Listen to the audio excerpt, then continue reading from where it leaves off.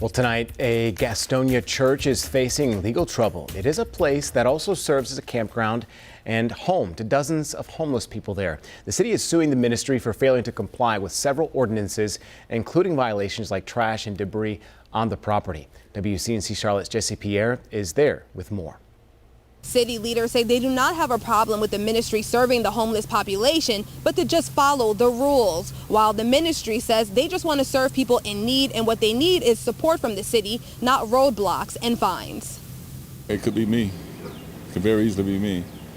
I had a couple brothers to pass away from being caught up in drug activity.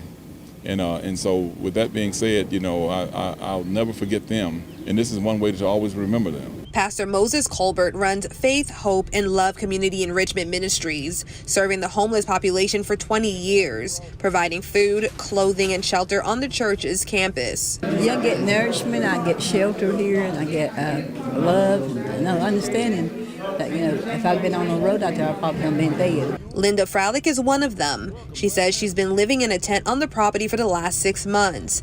Man. The ministry is currently in a court battle with the City of Gastonia for not following city ordinances, including having these trailers on the lot without the proper permits. I do know that there's a growing concern about the safety of the individuals who are on that property.